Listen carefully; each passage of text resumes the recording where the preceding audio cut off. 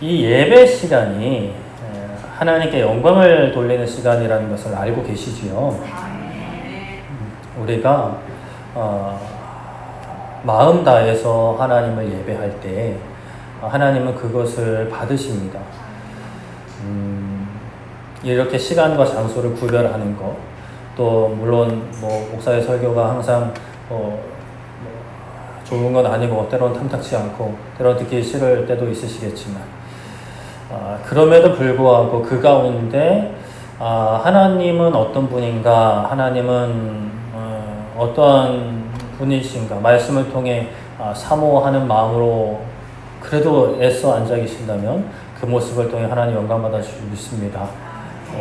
너무 목사 설교가 이상하다 싶으면 여러분들의 기도가 부족한 것도 한 1% 정도 있다라고 생각이 듭니다. 부족한 종을 위해서 기도해 주시면 감사하겠습니다. 우리가 저번 주 말씀을 좀 짚고 넘어가면 암몬이라는 그 이스라엘 인접 나라의 왕이 죽어서 그때 이스라엘 왕이었던 다윗이 조문사절단을 보냈었죠. 그러나 암몬 쪽에서는 이것들이 염탐하러 왔다며 모욕을 주고 조롱을 하며 돌려보냈습니다. 굉장히 치욕을 줘서 보냈기 때문에 이것은 다윗 왕에게 한 것과 다름이 없었고 이제 싸우자라는 의미와 다름이 없었어요. 그래서 암몬이라는 나라가 그래놓고서 먼저 이제 군사를 일으켰습니다. 그래서 다윗도 군사를 일으켜서 군사를 보냅니다. 다윗이 직접 나가진 않았고요. 요압이 또 다른 장군들, 그 동생 아비새와 함께 나갔습니다. 그런데 이제 이스라엘 군대가 앞뒤로 포위가 됐었죠. 앞에는 아람 군대, 뒤에는 암몬 군대. 암몬 군대가 돈 주고 다른 나라 용병들을 사와가지고 굉장히 강력한 용병들이 함께 이스라엘을 에워쌌습니다. 그런데 그때 요압은 하나님께서 선히 하실 것이다 라고 믿음의 고백을 한 다음에 담대하자 해서 나가서 승리를 했죠. 그런데 그 일이 있고 얼마 뒤에 오늘 말씀도 계속 이어지는 내용인데 다윗의 신하들이 전쟁터로 또 나가 있는데 다윗은 옥상 저녁에 왕궁 옥상을 거닐다가 한 여인이 목욕하고 있는 것을 봅니다. 그리고 그녀가 전쟁터에 나가 있는 부하의 아내인 것을 알고도 그녀를 데려다가 동침을 하게 되죠. 요압은 자신을 죽이려는 대적들 앞에 있었고 그들을 바라보고 있었고 다윗은 그 아름다운 여인을 바라보고 있었습니다. 평온함 가운데 아름다운 여인을 바라보고 있었죠. 우리가 그토록 바라는 평온함 그리고 아름다움도 바랄 텐데 우리가 그토록 바라는 때에 다윗은 그러한 그 상황에서 간음을 행했죠. 요압은 참 우리가 힘들고 피하고 싶은 전쟁 가운데서도 하나님을 생각했습니다. 평안함, 평온, 평화를 바라는 것은 그리스도인으로서 마땅한 바람이고 기도 제목이지만 우리는 그 마땅한 기도 제목으로 기도를 하면서 하나님의 일이 아닌 사람의 일을 생각할 수 있다 말씀을 드렸죠. 베드로가 예수님은 그리스도시고 살아계신 하나님의 아들입니다 라고 엄청나게 진리인 고백을 하고 난 뒤에 얼마 지나지 않아서 예수님한테 막 따지면서 그러시면 안 되지요 라고 했었을 때 예수님이 너는 하나님의 일을 생각하지 않고 사람의 일을 생각한다 라고 하셨습니다. 우리가 이 베드로처럼 될 수 있다라고 말씀을 드렸죠. 우리는 우리의 생각이 기준을, 우리의 믿음을, 우리의 기도 제목을 계속 넓혀 나가야 한다고 말씀드렸습니다. 내 기도 제목, 나 개인의 기도 제목, 또 나 가족만을 위해서 기도하는 게 아니라 믿음의 한 형제와 자매들이 교회를 위해서 기도하고 나아가 우리 교회뿐만이 아니라 한국 교회를 위해서 기도하고 세계 교회를 위해서 기도하고 또 더 나아가서 믿지 않은 이들을 위해 기도하고 대한민국을 위해 기도하고 북한 땅을 위해서 아시아를 위해서 세계 열강을 위해서 기도하고 결국에 우리가 하나님의 나라를 위해서 기도해야 되는 것이죠. 시간과 공간을 초월하여서 영원히 도래할 하나님의 나라를 위해서 기도하는 데까지 이르러야 되고 결국에는 그 하나님의 나라를 위해서 기도하는 그 기도가 나를 위한 기도, 우리 가정을 위한 기도, 교회를 위한 기도, 이 나라와 세계 열방을 위한 기도를 품게 되는 겁니다. 이것이 기도의 지경이 넓혀지는 것이고 믿음의 지경이 넓혀지고 소망의 지경이 넓혀지는 것이죠. 베드로도 성령님이 오셔서 예수님의 말씀을 깨닫게 하신 이후에는 예수님이 주고자 하신 것, 하나님의 일이 무엇인 것을 깨닫고 이 땅에서의 있고 없음과 이 땅에서의 높고 낮음을 신경 쓰지 않았죠. 그렇게 죽음도 마다하지 않고 예수님을 전했습니다. 우리도 그렇게 될 수 있고 그렇게 되어야만 되는 거죠. 이러한 어떤 예수님을 위해 살아가는 것은 사실은 특별한 사람들만 하는 겁니다. 그렇게 말씀 안 하셨잖아요. 네, 정확히 말씀드리면 특별한 사람들만 하는 거예요. 그런데 문제는 우리 모두가 특별한 사람이다 라는 사실이죠. 문제라고 하기 좀 그렇지만 그것이 중요한 핵심 포인트인 것 같습니다. 어떻게 지난 한 주간 우리의 기도는 어떠하셨을까요? 우리의 생각과 우리의 믿음은 어디에 머물러 계셨을까요? 여러분들의 가정과 또 개인의 어떤 희노애락 아니면 직장, 사업장 또는 이 나라의 정치 문제, 경제 문제, 예술, 문화 또 어디 미국의 트럼프, 러시아 푸틴 이런 데만 우리가 마음이 쏠려 있었는지 아니면 그 모든 것을 합력하여 선을 이루시는 하나님께 우리의 믿음이 있고 소망이 있고 우리의 기도 제목이 머물러 있었는지 한번 돌아보셨으면 좋겠습니다. 그래서 좀 아직까지 좀 부족하다라는 것이 있다면 우리가 계속 또 이렇게 함께 모여서 예배함을 통해 계속해서 넓혀 나갈 수 있는 우리 모두 되기를 소망으로 축복합니다.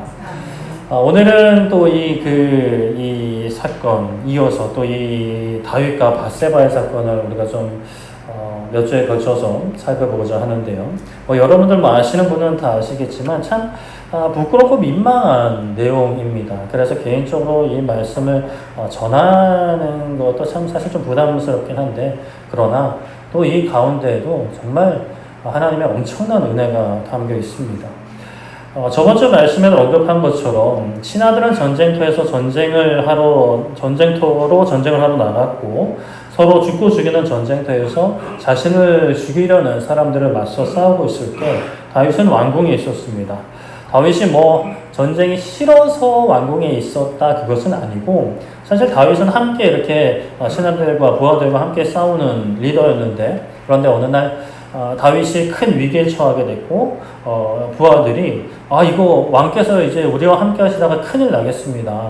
우리야 죽어나가도 어쩔 수 없지만 왕이 죽으면 이 나라 넘어갑니다. 쓰러집니다. 라고 해서 그때 이후로 다윗이 전쟁터로 직접 나가지는 않았습니다. 그렇게 다윗이 왕궁에 있는 어느 날 저녁에 옥상을 거닐다가 한 여인이 목욕을 하는 것을 보게 돼요. 심히 아름다웠다 합니다. 아름답지 않았으면 어떻게 됐을까라는 생각도 해보게 되는데 아름다웠다. 여러분들은 아름다운 거 좋아하시죠? 아름다운 건 복입니다. 외적인 아름다움도요 복이에요. 그렇다고 외적인 아름다움을 저주하실 필요는 없습니다. 아름다움을 가지는 것도 복이고요. 아름다움을 보는 것도 복입니다. 기쁨과 즐거움이요. 그런데 문제는 하나님께서 허락하신 모든 것들이 그러하듯이 그것을 통해서도 죄악이 틈탈 수 있다라는 거예요. 하나님 안에서 하나님께서 정하신 울타리 안에서 그것을 얻고 누릴 때 진정한 복이 되는 거지 하나님의 뜻을 넘어서 또 하나님의 마음과 상관없이 아름다움을 탐하고 가지려 하고 보려고 탐하고 가지려 탐하고 누리려고 탐하면 거기서 이제 죄악의 나무가 자라나고 죄악의 열매가 맺히게 되는 거죠. 혹시 우리 가운데 참 아름다움을 좀 남들보다 더 원하시는 분들, 갈망하시는 분들 계실 수 있을 것 같습니다. 내가 좀 더 아름다워졌으면 좋겠다. 내 외모나 나의 어떤 옷차림새나 얼굴이 아니면 몸매가 아름다웠으면 좋겠다. 아니면 아름다운 사람의 곁에 뒀으면 좋겠다. 이런 좋겠다라고 생각하는 분들이 계실 수 있는데 아름다움을 원하는 마음은 그것 자체가 그릇된 게 아닙니다. 선한 것이에요. 왜냐하면 우리의 영원한 주인 되시는 하나님께서 아름다운 분이시기 때문이에요. 시편 27편 4절에 이렇게 말씀하죠. 내가 여호와께 바라는 한 가지 그것을 구하리니 그건 내가 내 평생이 여호와의 집에 살면서 여호와의 아름다움을 바라보며 그의 성전에서 사모하는 그것이라 라고 말씀을 합니다. 이 시편은 다윗의 고백이에요. 다윗이 여호와의 아름다움을 사모하는 그러한 고백입니다. 그런데 오늘 말씀에는 그 포인트가 굉장히 어긋나 있는 거죠. 우리가 이 땅에서 아름다움을 갈망하는 그런 모습들. 요즘에는 뭐 남성분들도 화장하시는 분들이 많은데 그렇게 뭐 남자든 여자든 뭐 각자의 기준에 따라 아름다움을 갈망하게 되는데 근데 아무리 갈망해도 채워지지 않는 부분들이 있을 수 있어요. 그렇기 때문에 많은 시간을 할애하고 많은 금액을 할애하고 수술까지 하면서 그렇게 아름다움을 추구하죠. 그런데 그 아름다움을 향한 갈망, 갈급함, 하나님 알게 되면 그것도 해결됩니다. 아름다움을 갈망하는 내 마음에 빈자리가 없을 정도로 하나님의 아름다우심이 가득하게 돼요. 다윗도 이것을 잘 알고 있었죠. 그런데 어느 순간 다윗의 마음에는 하나님의 아름다우심을 보기보다 세상을 향한 마음이 이제 커져갔던 것으로 보입니다. 다윗은 하나님 앞에 참 신실한 사람이었어요. 눈앞에 자신을 죽이려는 사울을 보고도 그 앞에 두고도 심지어 무방비 상태로 조금만 이렇게 하면 사울을 죽일 수 있는 그 상황에서도 이건 하나님의 뜻이 아니다. 상황은 그런데 하나님께서 허락하신 왕을 해칠 수 없다라고 고백하고 결단한 사람이 다윗이었습니다. 사무엘상 26장 9절에 다윗이 아비새에게 이르되 죽이지 말라. 누구를요? 사울을요.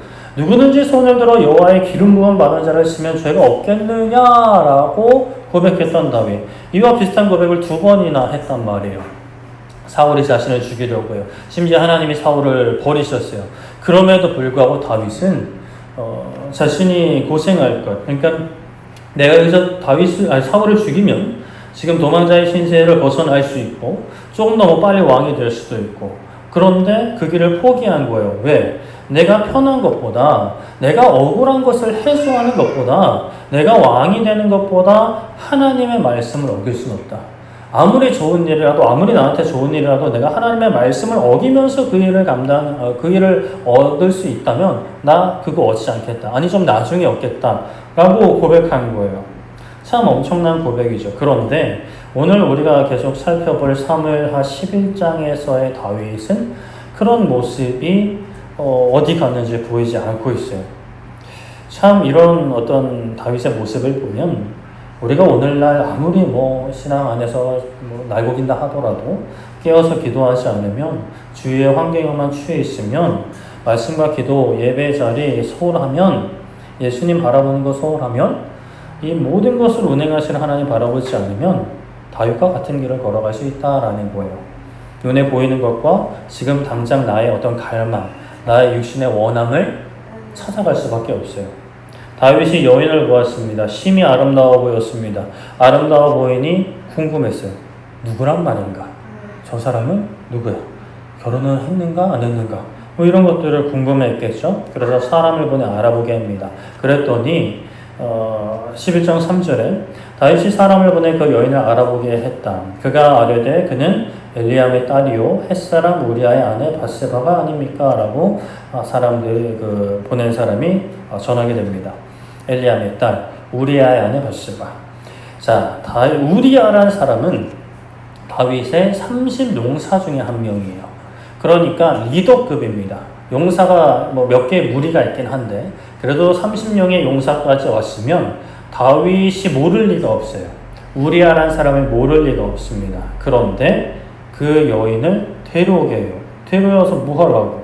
11장 4절에 다윗이 전령을 보내어 그 여자를 자기에게로 데려오게 하고 그 여자가 그 부정함을 깨끗하게 하였으므로 더불어 동침하며 그 여자가 자기 집으로 돌아가니라. 간음을 행합니다. 부정함을 깨끗하게 하고 간음을 행해요. 자, 여기서의 그 부정함은 뭘까요? 부정함. 레위기 15장 19절에 이런 말씀이 있어요. 어떤 여인이 유출을 하되 그의 몸에 그의 유출이 피이면 이래 동안 불결하니 그를 만지는 자마다 저녁까지 부정할 것이요 라고 말씀을 합니다. 여기서의 유출은 여성의 생리, 월경을 가리킵니다. 이렇게 월경을 하면 2일 동안, 7일 동안 불결하다라고 레위기에 이제 모세 율법에 딱 정해 주셨어요. 하나님이 정해 주신 거예요. 부정해지는 거예요. 그런데 이거를 너무 좀 불편하게 들으실 필요는 없습니다. 이때 당시에는 그 피를 흘린다는 것, 남자가 사정을 하는 것도 그렇고 여성이 월경을 하는 것도 다 부정해집니다. 그런 개념이 있는 거예요. 단순히 더러워 이런 개념이 아니라 의식적으로, 제의적으로 제사를 드림에 있어서 제한이 생기는 것을 의미해요. 그래서 하나님께 제사를 드리는 게 어떤 의미인지 이제 교육시키기 위한 어떤 그 제사법이라고 이해를 하시면 되겠습니다. 그래서 이렇게 부정해진 사람은 이런 부정해지는 뭐 조건이 또 여러 가지가 있는데 자신이 부정해지고 그 부정해진 사람을 만지게 되면 이게 닿게 되면 그 사람도 부정해지는 그런 어떤 질서를 하나님께서 허락해 주셨어요. 그러나 이게 뭐 부정해진다고 해서 죽을 죄를 지는 게 아닙니다. 시간이 지나고 정결해지는 깨끗하게 하는 의식만 치르면 다시 깨끗해지는 그런 것이에요. 그러니까 죄가 아닙니다. 죄의 문제가 아니에요.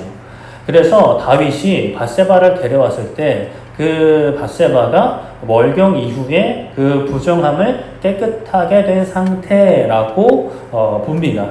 그러니까 하나님께서 정하신 그 율법대로 부정함이 깨끗해진 거예요. 그러니까 이제 뭐 터치를 해도 만져도 괜찮은 상태가 된 거죠.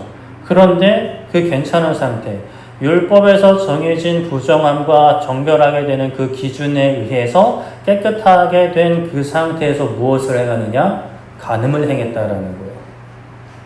하나님께서 정해진 율법을 지키는데 10계명에 기록된 간음은 해버린 그런 상황이 되는 거예요. 이것은 정말 하나님 앞에 가증스러운 행위입니다. 하나님께서 정해진 율법은 어느 정도 지키는 거예요.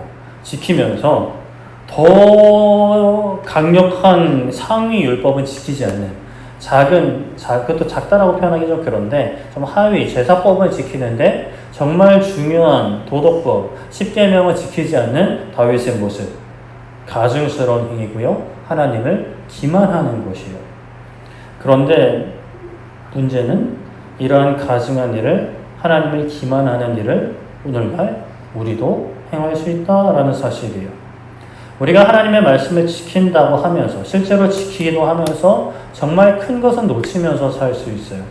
더 큰 죄를 작은 죄 안 했다고 막 으쓱으쓱거리다가 큰 죄를 범할 수 있는 거죠. 우리가 이렇게 하나님을 예배하러 모였습니다. 하나님을 예배하러 모여서 하나님을 예배합니다. 이것은 하나님께서 기뻐 받으시는 일이에요. 그런데 우리가 이렇게 하루 또 몇 시간 이렇게 주일날 예배 드렸다고 해서 하나님께서 우리에게 허락하신 일주일을 내 마음대로 살아가는 것. 또 하나님께 우리가 11조는 드리지만 11구조는 하나님과 상관없이 그냥 내 마음대로만 사용하는 것.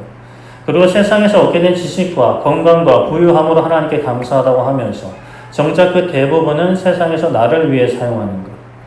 또 동성애는 미워하면서 이성 간의 사랑을 하나님께서 허락하신 그 질서 안에서 이루어가지 않는 것. 남편과 아내를 사랑하지 않는 것. 형제자매를 사랑하지 않는 것. 그리고 요즘 우리 막 문신하는 사람들 많은데 문신한 사람들 또는 복장이 뭐 경건하지 않다 그럴까요? 좀 점잖지 않은 사람들을 보면서 정죄하면서 어떻게 문신을 할 수가 있냐? 어떻게 그런 몸으로 그런 복장으로 교회에 올 수 있냐라고 정죄하면서 형제를 용납하지 못하고 사랑하지 못하는 것. 또 나의 삶에는 그리스도의 흔적이 없고 나의 삶은 선한 행실로 꾸미지 않는 것.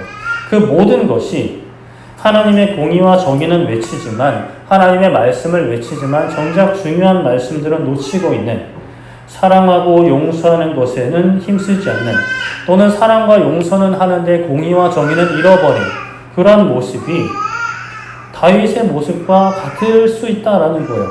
다윗이 여인의 부정함이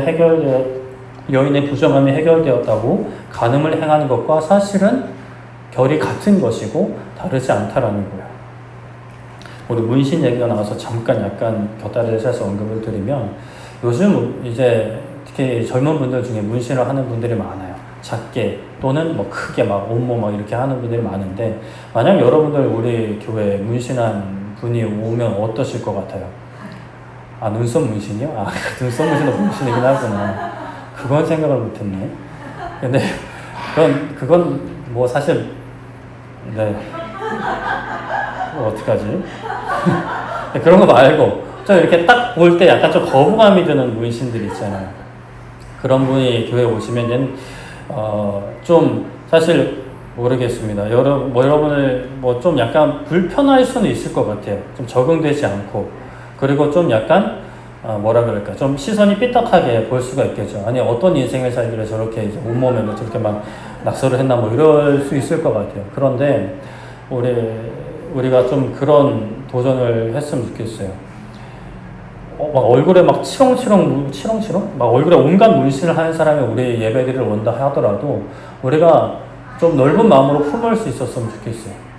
그 사람을 통해 하나님께서 어떤 일을 이루실지 모르고 어떻게 그 사람을 부르시고 어떻게 또 이루어가실지를 우리는 모르는 거잖아요. 이번 주에 그 래퍼 사츠키 그 아시나 모르겠네. 새롭게 하셔서 간증을 봤는데 그분도 여기 막 문신 있고 여기도 문신 있고 목에 별 문신 있고 여기도 막 용 있고 그런데 새롭게 하셔서 나와서 간증하는데 그 인생이 진짜 너무 참 쉽지 않더라고요. 그런데도 하나님 만나서 하나님 전하며 살고 있어요.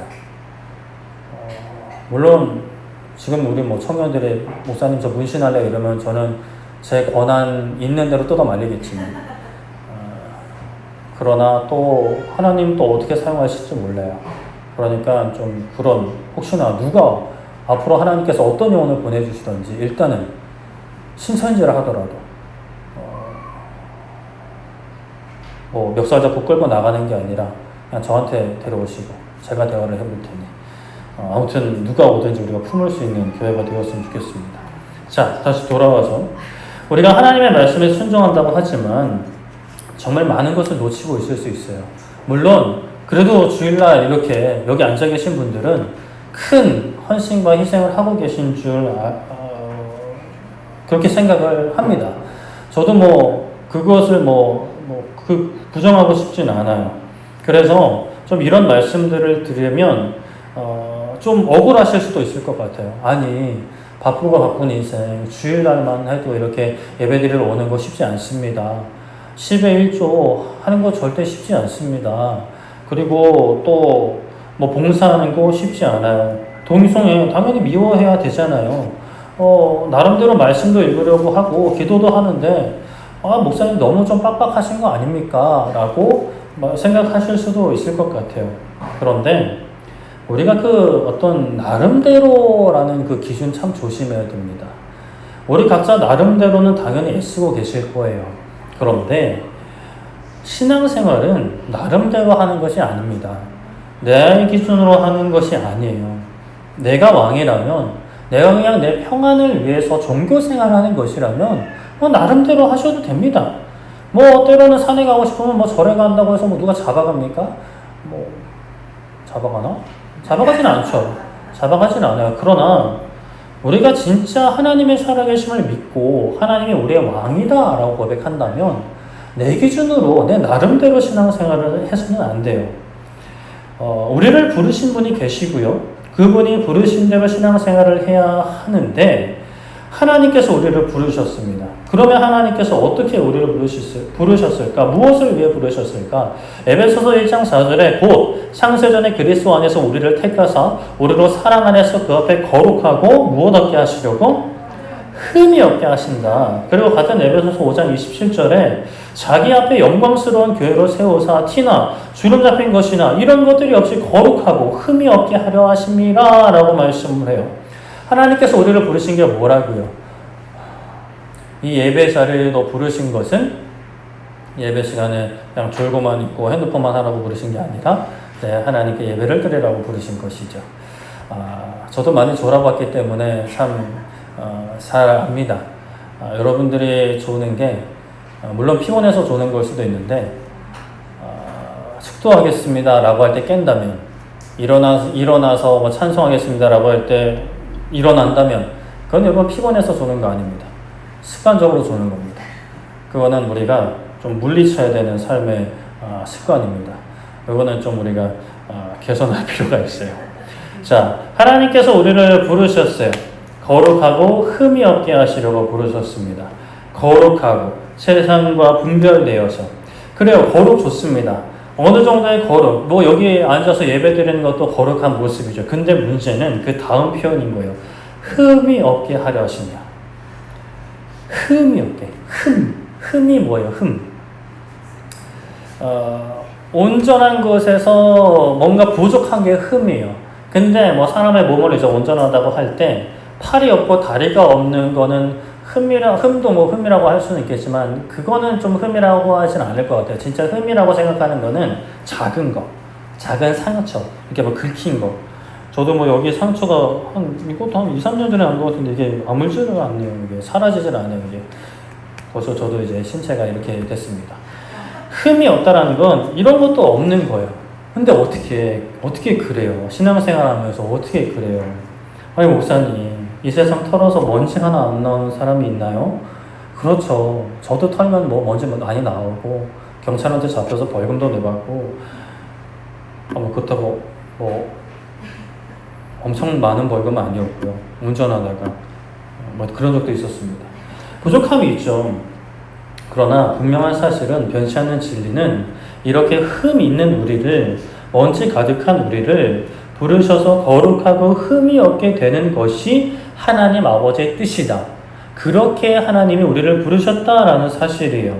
그러면 우리가 하나님의 뜻을 구하고 그 뜻대로 살아야 하는데 우리 모두가 거룩하고 흠없는 사람이 되는 것이 우리 모든 그리스도인들의 방향이고 목적이다라는 것이에요. 그럼에도 불구하고 참 이러한 어떤 표현들, 말씀들을 좀 갑갑하게 생각하실 수도 있을 것 같아요. 무슨 말인지 알겠습니다, 목사님. 참 좋은 소리죠. 근데 저 너무 힘들어요. 이것만도 너무 벅차요. 버거워요. 라는 분들이 분명히 계실 수 있을 것 같아요. 힘이 드실 겁니다. 버겁기도 하실 거예요. 내가 살던 삶에서 하나님의 말씀을 더해서 지키려고 하니까, 내 힘으로 하려니까 힘이 드는 거예요. 우리가 신앙생활, 하나님을 믿는 것, 예수님을 믿는 것이라고 할 때 약간 좀 이렇게 생각하는 경향이 있는 것 같아요. 하나님을 믿으니까 뭐 이거 해야 돼, 저거 해야 돼, 뭐 주일날 예배 드려야 돼, 헌금도 해야 돼, 뭐 절기 헌금도 해야 돼, 11조도 해야 돼, 또 뭐 봉사도 해야 돼, 뭐 이런 것들, 이런 방향으로 접근하기가 쉬운데 사실 그런 접근 방법 자체가 잘못됐습니다. 예수님을 믿는다라는 것은 삶의 모습 하나하나를 바꿔나가는 것이 아니에요. 예를 들어 우리가 이제 건물이 오래됐다라고 할 때에 그 건물을 새롭게 하는 방법은 크게 두 가지가 있습니다. 하나는 리모델링이고 하나는 재건축이에요. 리모델링은 뭐죠? 뼈대는 남기고 그 인테리어를 바꾸는 거예요. 벽지만 바꿀 수도 있지만 아예 진짜 뼈대만 남기고 막 벽돌도 새로 올리고 할 수도 있죠. 그런데 한 가지 다른 방법은 뭐죠? 재건축이에요. 아예 다 때려 부수고 다시 짓는 거예요. 신앙생활은 예수님을 믿고 예수님을 믿는 삶을 살아가는 것은 리모델링이 아닙니다. 재건축이에요. 다 때려 부수고 새로 만드는 거죠. 예수님께서 활동하시고 사람들에게 놀라운 가르침을 전하실 때 예수님을 반대하는 세력 중에 큰 세력 중에 하나가 바리새인들이었습니다. 바리새인들이 예수님을 굉장히 반대했는데 그런데 그 바리새인 중에도 깨인 사람이 있었어요. 다 반대만 한 게 아니라 예수님에 대해서 긍정적인 생각과 또 궁금증, 호기심을 가지고 있는 사람들이 있었는데 그 중에 한 명이 니고데모라는 사람이었어요. 그 니고데모가 어느 날 예수님을 찾아왔습니다. 근데 밤에 찾아왔어요. 아무래도 다른 사람들 눈치 때문에 밤에 찾아온 것 같아요. 그래서 예수님을 찾아와서 이야기하기를 예수님, 내가 보니 당신은 하나님께서 보내신 분이 맞습니다. 당신이 행하신 일들을 놓고 보면 이거 하나님이 보내시지 않고는 이런 일을 행할 수 없습니다. 라고 고백을 합니다. 그러자 예수님께서 말씀하시기를 뭐라고 하시냐. 요한복음 3장 3절에 예수님께서 대답하여 이르시되 진실로 진실로 너에게 이른다. 사람이 거듭나지 않으면 하나님의 나라를 볼 수 없다라고 말씀을 하세요. 뭐 니고데모 어떤 고백을 칭찬하시고 뭐 그런 것도 없어요. 그냥 냅다 그냥 말씀하시는 거예요. 진리를 말씀하십니다. 거듭나지 않으면 하나님의 나라를 볼 수 없다. 자, 거듭나는 게 뭘까요? 거듭나는 것은 다시 태어나는 겁니다. 거듭나는 것. 다시 나는 것. 다시 태어나는 것이에요. 우리가 언제 다시 태어났다라는 표현을 쓸까요? 죽었다가 태어나면 태어나겠지만 죽었다가 살아나는 경우는 많지 않죠. 우리가 살다가 어떤 일로 인해서 세상을 바라보는 눈이 또는 나 자신을 바라보는 눈이 또는 가족들을 바라보는 눈이 완전히 달라지게 됐을 때 이전에 보지 못했던 것을 보게 됐을 때, 난 다시 태어났어. 새로운 삶을 살 거야. 라고 고백을 합니다. 많은 사람들이 사람은 변하지 않아. 라고 이야기하지만, 그럼에도 불구하고 정말, 누가 봐도 저 사람 변했다. 왜 저렇게 바뀌었지? 이전과 완전히 말하는 것도 다르고, 행동하는 것도 달라. 지 맘대로 살더니만, 이제는 뭔가 좀, 다른 사람들을 신경도 쓰면서 베풀면서 살아 라고 이야기할 때, 저 사람은 진짜 다시 태어났네 라고 이야기하는 거예요. 그런데 오늘 예수님의 말씀에 하나님의 나라를 보는 것은 다시 태어나는 것이라고 말씀을 하는 거예요. 다시 태어나지 않으면 심지어 하나님의 나라를 볼 수 없다라고 합니다. 그러면 이제 이런 분들 계실 수 있어요. 아유, 목사님, 저는 하나님의 나라 안 봐도 돼요. 안 보고요. 그냥 이 땅에서 적당히 살다가 그래도 신앙생활 좀 그래도 나름대로 할 테니까요.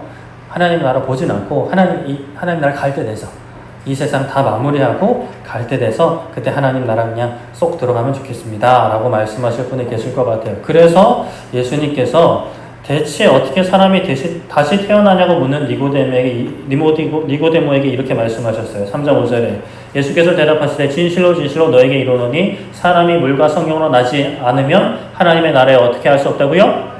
들어갈 수 없다. 예수님이 다 알고 계세요. 우리의 모든 생각과 마음을. 자, 진짜 나라는데 사람이 물과 성령으로 나지 않으면, 다시 태어나지 않으면 하나님 나라에 어떻게 한다고요? 들어갈 수 없다라는 거예요. 하나님의 나라를 보고 안 보고 문제는 우리가 크게 개의치 않으시는 분들이 있으실 수 있을 것 같아요. 그러나 이 문제가 그냥 안 보면 괜찮아 이 정도 문제가 아니라는 거예요. 다시 태어나지 않으면 못 들어간다라는 거예요. 간다는 문제 아니죠. 천국 못 간다는 거예요. 우리가 신앙생활을 하면서 이 땅에서의 한계, 제한선을 나 스스로 정해놓고 신앙생활을 할 수가 있어요. 그래, 예배는 이 정도, 주일 예배, 이 정도면 충분해. 주일 오후 예배까지 충분해. 헌금은 이 정도, 공사는 이 정도, 말씀과 기도는 이 정도, 용서는 이 정도, 3번까지는 용서할 수 있을까? 아니, 2번도 안 돼. 이런 나름대로 기준을 정해놓고 사는 분들이 많은 것 같아요. 그런데 우리가 신앙생활은 우리가 제한선을 정해놓고 한계를 정해놓고 하는 것이 아닙니다. 그렇게 적당히 하다가 천국 가면 완전하게 되겠지. 영원한 게 그런 거라던데, 영원한 성화라는 것이 그런 거라던데 라고 아니란 생각으로 우리가 신앙생활을 해서는 안 됩니다. 물론 이게 맞아요. 그게 교리적으로 맞는 부분이 뭐냐? 성화라는 것은 우리가 계속 자라나는 거고, 완전함에 이르는 것은 이제 예수님을 통해 하나님 앞에 섰을 때, 영원한 하나님 나라에 들어갈 때 우리가 완전해지는 것이 교리적으로는 맞아요. 우리가 연약하고 부족해서 넘어지기도 하고 유혹도 받아요.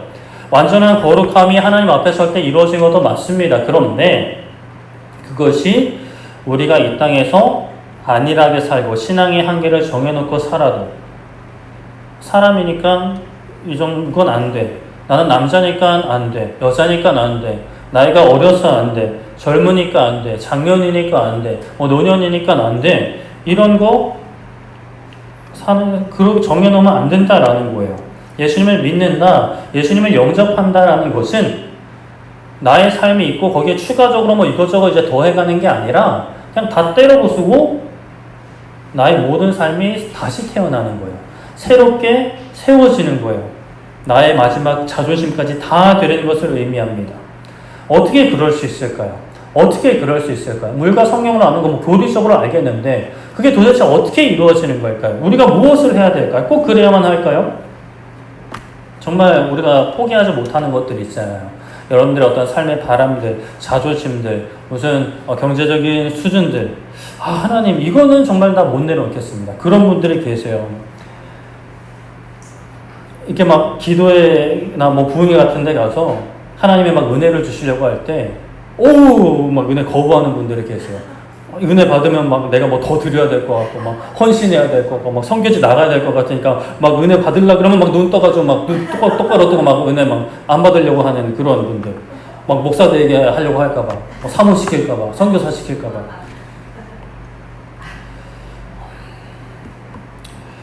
예수님이 왜 이 땅에 오셨을까요? 요한복음 3장 16절에 하나님이 세상을 이처럼 사랑하사 독생자를 주셨으니 이는 그를 믿는 자마다 무엇하지 않고요? 멸망하지 않고 영생을 얻게 하려 하심이라 말씀합니다. 하나님께서 예수님을 이 땅에 보내신 것은 이 세상을 사랑하시기 때문이고 그를 믿는 자마다 멸망치 않고 영생을 얻게 하려 하신 것이다 라고 말씀을 해요. 자, 영생을 얻는 게 뭘까요? 다른 표현으로 하면 하나님 나라에 들어가는 거예요. 하나님의 나라를 보는 것이기도 합니다. 사실 다 같은 거예요. 그러면 앞에서 거듭나야, 다시 태어나야 하나님 나라에 들어갈 수 있다라고 하셨어요. 그럼 예수님께서 오신 이유는 어떻게 표현할 수 있을까요? 우리가 적당하게 착하게 살게 하시려고, 선하게 살게 하시려고, 그래서 하나님이 주시는 복을 누리면서 그냥 우리 가족만 편안히 살다가 주님 품에 갑니다 라고 가게 하려고 이 땅에 오신 게 아니다라는 거예요. 우리가 다시 태어나서 새로운 삶을 살게 하시려고 오셨다라는 겁니다. 그리고 그 모든 일을 이미 예수님께서 완벽하게 이루셨어요. 우리는 그 예수님을 받아들이면 되는 거예요. 인정하면 되는 거예요. 어떤 문제가 생겼을 때 그 문제를 해결해주는 해결사 정도로만 생각하는 것이 아니라 마치 막 뼈가 부러지면 정형외과 가고 감기 걸리면 내과나 이비인후과 가는 그런 개념이 아니라 이럴 때는 누구 찾고 저럴 때는 누구 찾다가 이것도 안 되면 하나님 찾고 또 하나님 찾고 또 어떨 때는 또 다른 사람 찾고 내가 어떻게든 해보려고 이런 게 아니라 나의 모든 삶의 주인이 하나님이시고 나의 모든 삶의 해답이 예수님 안에 있다라는 것을 고백하는 것이죠. 어떤 상황에서도 하나님을 의지하는 것, 온전한 믿음을 가지는 것이에요. 온전한 믿음, 흠이 없는 믿음. 온전한 거, 흠이 없는 거. 너무 막 부담스러운 단어일 수도 있는데 우리가 이것을 너무 막 어렵게 막 생각할 수 있는데 근데 그 어렵게 생각하는 그 자체를 우리가 뿌리 뽑아버려야 됩니다. 그 생각과 싸워서 이겨야 돼요. 어렵다고 착각할 뿐이지 거짓과 속임수입니다. 그거. 히브리서 12장 2절에 이렇게 말씀합니다. 믿음의 주여 또 온전하게 하시는 이 예수님을 어떻게 하자고요? 바라보자. 그는 그 앞에 있는 기쁨을 위하여 십자가를 참으사 부끄러움을 계시 아니하시더니 하나님 보좌 우편에 어떻게 하셨다고요? 앉으셨답니다. 자, 예수님이 어떤 분이라는 거예요? 믿음의 주라는 거예요. 믿음의 대상이기도 하고요. 믿음의 주인이시기도 하고 우리에게 믿음을 허락하는 분이기도 하세요. 그리고 그 믿음을 우리의 삶을 온전하게 하시는 분. 예수님이 온전하게 해주시는 거예요. 십자가를 지시고 부활하심으로 그 길을 열어주셨고 약속하신 예수님이요. 성령님이 오셔서 우리를 이끌어 가세요. 그러면 우리는 믿고 맡기는 거예요. 놓지 않으려고 바둥바둥 거리는 게 아니라 믿고 놓는 거예요. 물론 그 놓는 게 참 쉽지 않다라고 하실 수 있어요. 근데 처음이 어렵지 한번 놓아보면 이것만큼 편한 게 없어요. 하나님께 맡기는 거죠. 하나님께 맡기는 거. 여러분 만약에 요즘 강남의 아파트들 얼마씩 하려나? 50억짜리, 100억도 넘는 아파트들이 있겠죠. 그런 아파트를 누가 준대요. 그런데 그 아파트 사진을 주면서 10년간 이 사진을 열심히 봐라.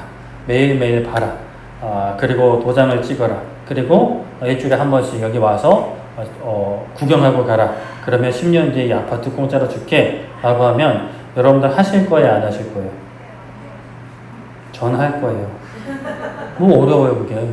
매일 그냥 사진 하나만 한 번씩 꺼내보고 그거 생각하고 상상하는 거죠. 야, 그 아파트 들어가면 가구는 멀었지. 그 아파트 가서 어떻게 살지? 어떻게 꾸미지? 나는 사실 인테리어는 관심 없지만 하여튼 그런 생각들을 하겠죠. 관심 있는 대로 그 아파트에서 살 날을 상상하는 것만으로도 기쁠 겁니다. 직접 가서 보는 거 물론 부산에 있는 분들은 좀 힘드실 수 있겠죠. 멀리 계신 분들은 힘들 수 있어요. 그러나 진짜 준다고 하면 실제로 부산에서도 매주 올라오는 분들 계실 수 있을 것 같아요. 그러면 영원한 하나님의 나라를 주신다라고 하는데 예수님 바라보는 것이 많이 힘들까요? 그게 힘들게 느껴지면 우리 아직 예수님 잘 모르는 겁니다. 예수님 완전히 모르는 거예요. 아직 예수님 온전히 경험치 못하는 거예요. 50억 아파트보다 예수님이 가치가 덜 하다라고 우리는 그렇게 여기고 있는 거예요. 그건 아니잖아요.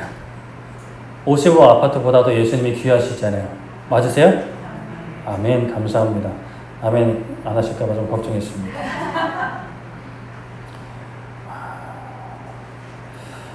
온전해지는 것, 흠이 없어지는 것은 사실 굉장히 부담스러운 주제일 수 있지만 하나님께서 우리가 그렇게 되도록 예수님을 보내주셨어요. 예수님이 그런 분이세요. 예수님이 그렇게 되게 하시려고 십자가 지신 거예요. 그러니까 흠이 없고 막 그 완전함에 대한 부담감만 가지지 마시고 예수님이 무슨 일을 행하셨는지 보시면 되는 거예요. 예수님이 어떤 분이신지를 우리가 붙잡으면 되는 거예요. 그거를 붙잡고 나아가다 보면 어느샌가 흠들이 점점 지워지고 사라지고 예수님을 더 닮아가 있고 하나님을 더 닮아가 있는 거예요. 어제보다 오늘이, 오늘보다 내일이, 2025년보다 26년이, 26년보다 27년이 더 닮아가는 거예요. 그렇게 걸어가는 가운데 완전해지지 않고 예수님 앞에 섰다면 그 이후의 것들은 하나님이 하시는 거죠. 그러니까 우리가 걱정할 필요는 없는 거예요. 우리가 살다 보면 흠을 발견할 때가 있습니다. 예수님과 닮지 못한 모습이 불쑥불쑥 나올 때가 있어요. 아니면 그게 좀 또 많이 있으실 수도 있죠. 그런데 그것을 가볍게 생각해서는 안 됩니다. 심각하게 생각하시긴 하셔야 되는데 심각하게 생각하고 좌절하거나 자책하거나 그래 어쩔 수 없지라고 생각하시면 안 됩니다. 심각하게 생각하시고 도전받으시고 기뻐하셨으면 좋겠어요. 야, 그래 아직도 내가 할 게 있구나. 내가 이 땅에서 아직 할 게 있구나. 제가 아직 뭐 은퇴할 나이는 안 됐지만 은퇴하시면 그런 생각들을 많이 하신다 그래요. 뭘 해야 될지 모르겠다. 삶의 의미가 사라져 버린 것 같다. 라고 많이들 방황하신다고 합니다. 그런데 우리는 그럴 필요가 없어요. 하나님이 우리에게 의미를 부어주셨어요. 어떤 의미요? 예수님 닮아가는 의미. 얼마나 좋아요. 주님 앞에 서는 그날까지 열심히 예수님 따라가면서 예수님 닮아가면서 살면 되는 거예요. 물론 부족한 부분을 볼 때 좀 아직도 부족한 게 있네 라고 생각이 들 수 있지만 그거 마귀의 거짓과 속임수입니다. 또 예수님 아직 닮아갈 게 있구나. 하나님 죄송해요. 아직 부족합니다. 그러나 하나님 나의 삶을 통해 또 놀라운 일을 있을 줄 믿습니다. 이것도 또 더 예수님 닮아가야 될 줄 믿습니다. 하나님 도와주세요. 라고 담대하게 기도하시고 예수님 더 바라보시고 예수님 더 닮아갈 수 있는 예수님 안에 거할 수 있는 우리 모두 되기를 소망하고 축복합니다. 말씀을 정리하겠습니다. 다윗은 여인의 부정함이 해결된 것만 확인하고 더 훨씬 심각한 죄인 간음을 행합니다. 정말 추악한 모습이고요. 가증스러운 모습이에요. 그런데 우리도 예수님을 믿는다고 하면서 어떤 한계를 정하고 이 정도면 괜찮아 라고 생각하고 더 큰 것을 놓치고 있을 수 있습니다. 하나님을 향한 사랑과 이웃을 향한 사랑, 거룩하고 흠없는 자녀로 자라나가는, 또 우리가 혼자 자라는 거 아니죠? 함께 자라나가도록 우리를 교회로 부르셨습니다. 우리 대한교회만이 아니라 한국교회, 온 세계교회에 부르셨습니다. 하나 되어 하나님 닮아가는 거죠. 그것을 놓치고 있다면 이 다윗의 모습과 다르지 않은 겁니다. 그러나 우리가 앞으로 살펴보겠지만 좌절하지 말 것은 이런 다윗도 하나님이 용서하셨다라는 거예요. 이런 다윗도 하나님이 품으십니다. 이끌어 가십니다. 예수님은 그런 분이세요. 우리를 거룩하고 흠없는 자녀로 부르셨고요. 부르시고 대책 없이 알아서 해! 이거 아니에요. 그렇게 만들어 가실 능력이 있으시고요. 지금도 우리 가운데 역사하고 계시는 거예요. 그럼 우리가 그 예수님 바라보면 되는 거예요. 물론 세상에서는 그 예수님 바라보지 못하게 막 온갖 옆에서 막 북치고 장구치고 막 유혹하고 막 난리를 필 겁니다. 그런 부분에선 좀 힘들 수 있어요. 눈 돌리지 않고 막 예수님만 빡 봐야 되니까. 너무 내가 좋아하는 것들이 막 옆에서 막 이제 막 아른거리니까 그런 유혹을 이제 이겨내고 예수님만 바라보는 것은 좀 힘들 수는 있어요. 근데 그거 바라봤다가 눈병 나고 손병 나고 뭐 마음병 나고 해보면 이제 이렇게 예수님만 바라보게 되는, 병나기 전에 예수님만 바라볼 수 있는 우리 모두 되기를 소망하고 축복합니다. 우리 함께 찬양했으면 좋겠는데요. 주님과 함께하는 이 고요한 시간, 주님의 보좌 앞에 내 마음을 쏟는 이 고요한 시간이 필요합니다. 지금 우리가 힘차게 찬양하지만 때로는 정말 잠잠하게 하나님을 바라보는 시간이 필요해요. 그래서 온 마음 다해 하나님을 예배하는, 온 마음 다해 하나님을 바라보는, 온 마음 다해 하나님을 찬양하는, 온 마음 다해 하나님을 감사하는, 어느 부분만 드리는 게 아니라 온 마음을 하나님께 드리는, 하나님, 저 하나님 겁니다. 하나님, 내 삶을 절대적으로 지배해 주시고 다스려 주시옵소서. 하나님이 내 삶의 왕이십니다. 이 시간만 하나님께 잠깐 이렇게 하는 게 아니라 내 모든 삶의 왕이시오니 내 삶을 다스려 주시옵소서. 라는 우리 바람과 소망과 믿음의 고백으로 함께 찬양하고 기도하겠습니다.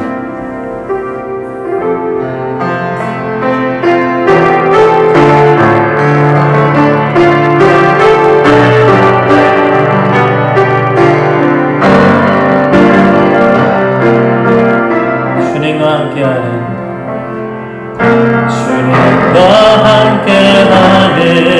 이 고요한 시간, 주님의 보좌 앞에 내 맘에 계셨네.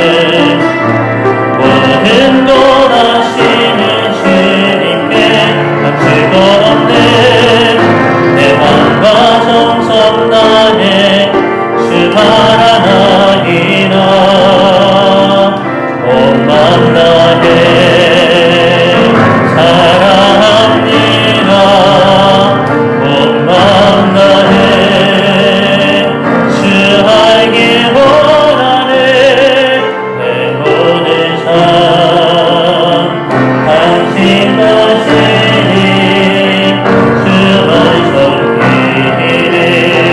온 맘 다해 나 염려하잖아도 나 염려하잖아도 되실 것 아시니 나 오직 주의 얼굴 그하게 하소서. 나 이해할 수 없을 때라도 감사하며 날마다 순종하며 주 따르오리라. 온 맘 다해 사랑합니다. 온 맘 다해 주 알기 원하네. 내 모든 삶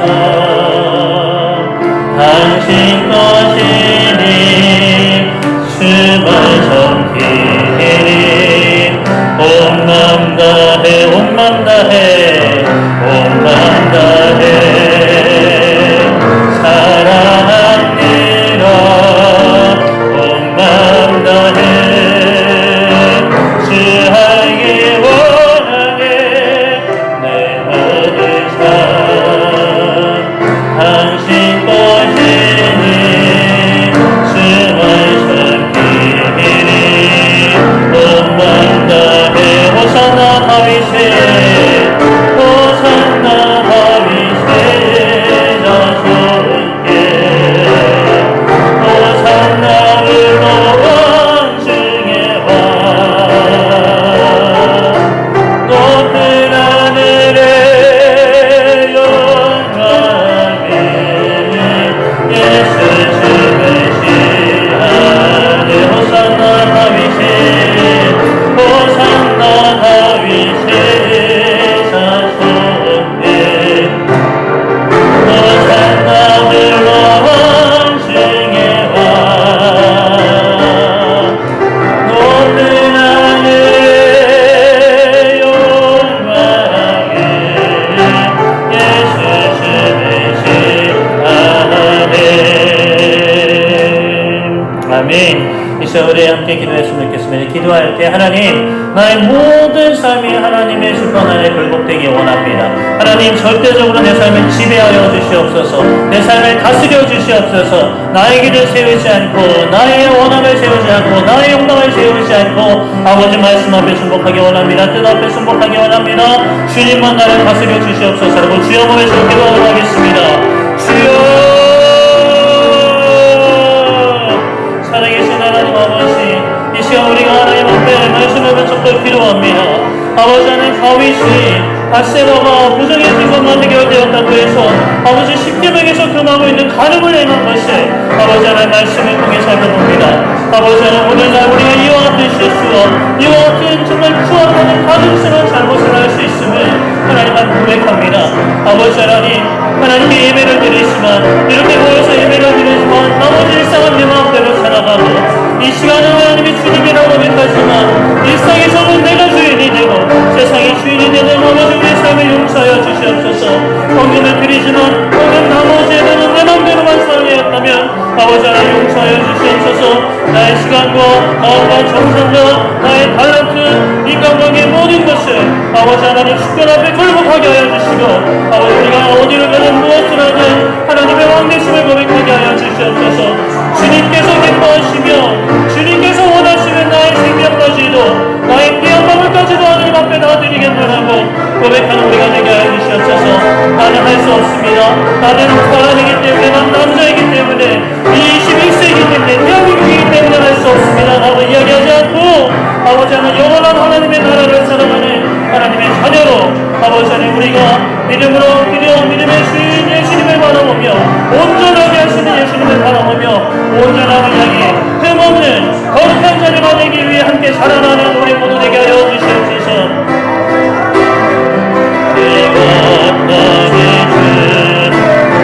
당신은 정의의 하늘 천사가 흐르고 예배하고